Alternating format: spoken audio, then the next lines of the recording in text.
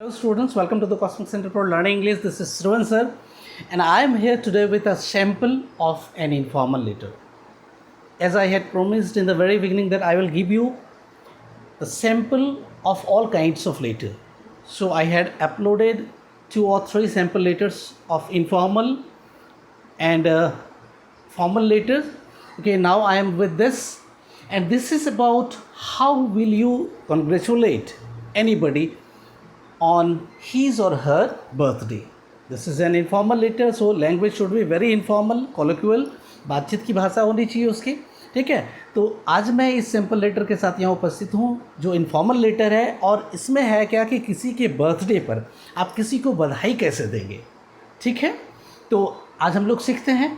हालांकि मैंने थोड़ा सा इसका स्टैंडर्ड ऊपर करने की कोशिश की है. कुछ सेंटेंस स्ट्रक्चर आपको डिफ़िकल्ट लग सकता है, कुछ वर्ड उसके डिफ़िकल्ट लग सकते हैं, लेकिन राइटिंग स्किल में थोड़ी सी सुंदरता लाने के लिए, थोड़ा स्टैंडर्ड बढ़ाने के लिए ये आवश्यक है.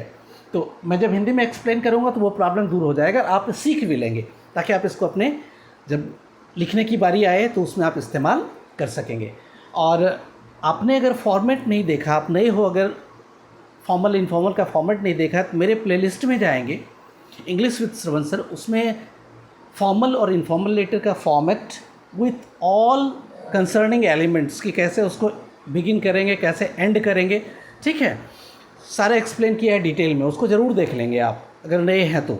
ठीक है, उसके बाद कुछ सैम्पल लेटर भी आपको मिलेंगे ग्रामर से संबंधित, वहाँ पे बहुत सारे वीडियो सारे टॉपिक पे लगभग मिल जाएंगे. ठीक है, आप देख सकते हैं. और अगर पसंद आए तो आप लाइक और शेयर करना नहीं भूलेंगे. ठीक है, और नहीं है तो आप सब्सक्राइब करिए. और बहुत जल्दी मैं स्पोकन सीरीज़ लेके आने वाला हूँ. ठीक है, जो बहुत इंटरेस्टिंग होने वाला है, क्योंकि जो फॉर्मल वे में जो ग्रामर की टीचिंग होता है या फिर इस तरह के राइटिंग स्किल्स होते हैं उसमें वो सारे स्ट्रक्चर्स नहीं कवर अप हो पाता है, तो उसके लिए स्पेशल चाहिए और वो सभी के लिए होगा.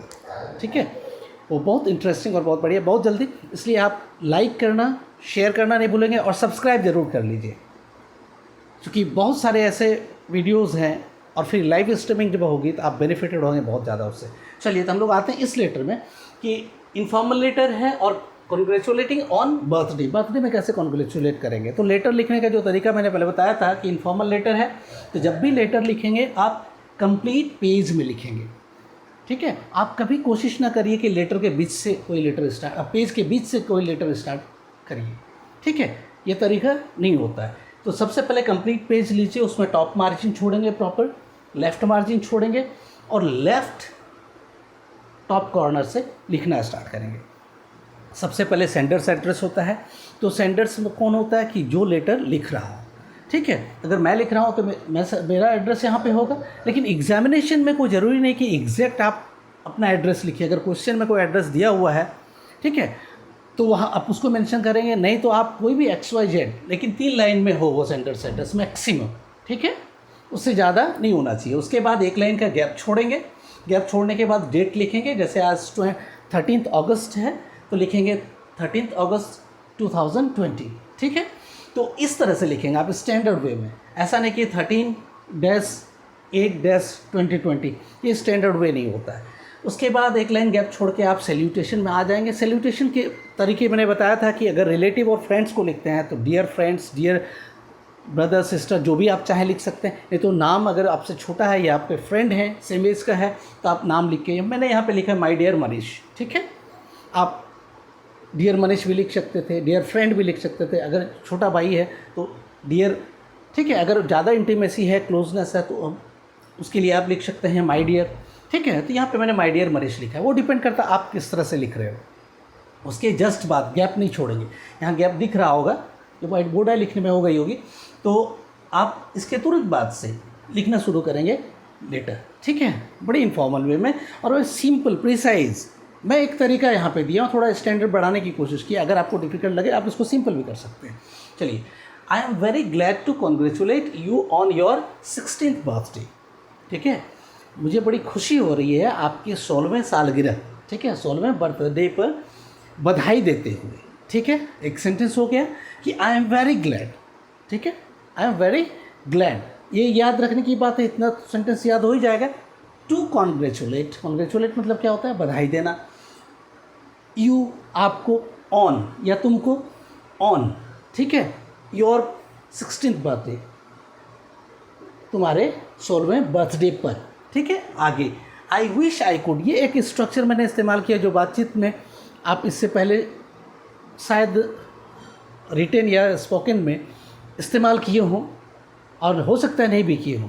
तो आप यहाँ देख लीजिए, I wish I could personally come to share the joy of festivities on this happy milestone in your life, ठीक है। मैं पहले वर्ड मीनिंग बता दूँ।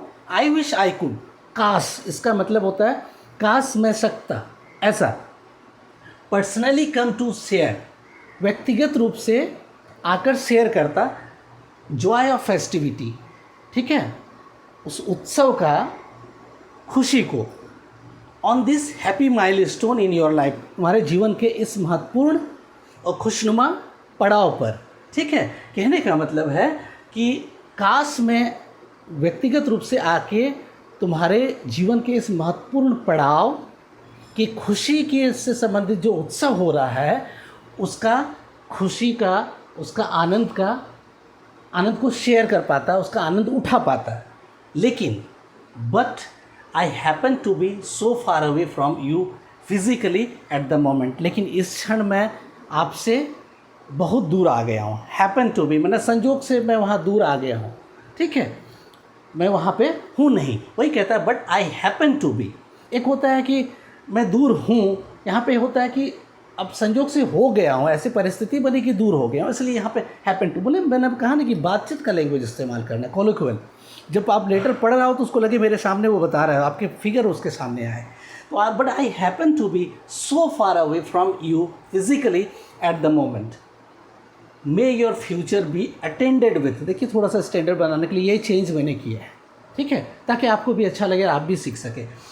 मे योर फ्यूचर, डायरेक्ट कह सकते थे may your future be prosper and happy, direct कह सकता था, लेकिन मैंने कहा मे योर फ्यूचर, ठीक है, B attended with prosperity and happiness, कि तुम्हारा जो भविष्य हो वो खुशी, ठीक है, और समृद्धि से भरा पूरा हो, ठीक है, खुशी और समृद्धि से भरा पूरा हो, ठीक है, खुशहाल हो, समृद्ध हो तुम्हारा फ्यूचर, कहने का तात्पर्य यही है। उसके बाद पैराग्राफ चेंज किया, बहुत सिंपल, मैं कॉन्ग्रेचुलेट तो कर ही लिया। अब है कि आई कम टू दिल्ली, अब मैं दोस्त है ना या अपने करीबी हैं, उसको लेटर लिख रहे हैं, तो आपसे दूर हूँ ये तो बता दिया, लेकिन कहाँ और क्यों ये एक्सप्लेनेशन थोड़ा देना ज़रूरी है ताकि उनको सेटिस्फेक्शन मिले कि हाँ वास्तव में ऐसी बात है। तो कहता I came to Delhi day before yesterday, ठीक है, मैं परसों ही, कल के पहले दिन, डे बिफोर यस्टरडे मैंने क्या होता है, यस्टरडे मैंने कल, बीता हुआ कल, उससे पहले दिन। तो कहता I came to Delhi day before yesterday for medical treatment, मैं यहाँ पे इलाज के लिए, ठीक है, स्वास्थ्य के इलाज के लिए मैं यहाँ पे आया हूँ। And will remain here for a week, और यहाँ मैं एक सप्ताह तक रहूँगा।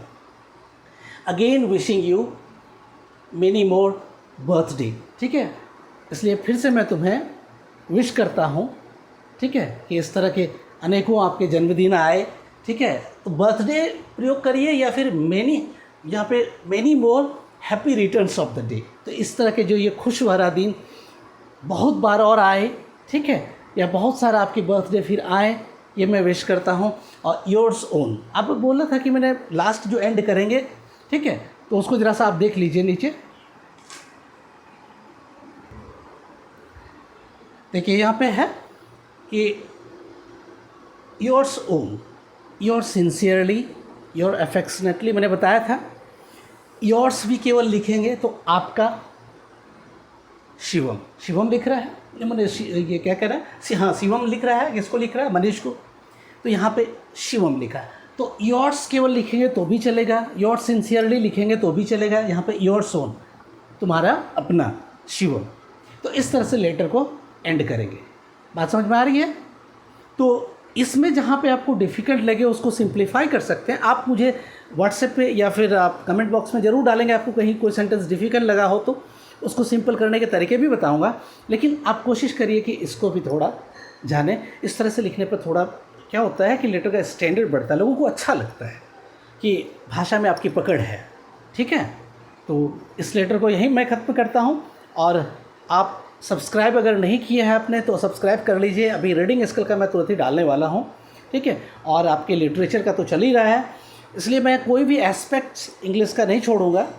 तो आप बने रहिए चैनल के साथ और लाइक करना शेयर करना नहीं भूलेंगे। चलिए विदा लेते हैं हम लोग आज। Good bye.